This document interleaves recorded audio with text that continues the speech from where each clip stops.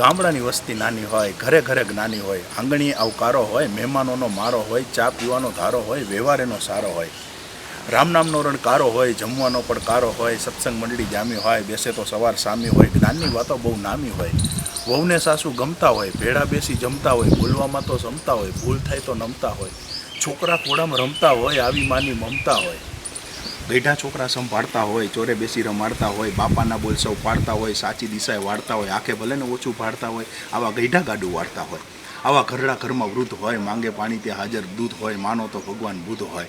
ભજન કીર્તન થતા હોય, પરબે પાણી પાતા હોય, મહેનત કરીને ખાતા હોય, પાંચમાં પૂજાતા હોય, દેવ જેવા દાતા હોય, પ્રભુના ગુણના ગાતા હોય, ભક્તિરંગમાં રંગાતા હોય, ઈદુદ બારે માસ હોય, મીઠી મધુર છાસ હોય, વાણીમાં મીઠાશ હોય, રમઝટ બોલતા રાસ હોય, પુણ્ય તણો પ્રકાશ હોય, ત્યાં નક્કી ઈશ્વરનો વાસ હોય,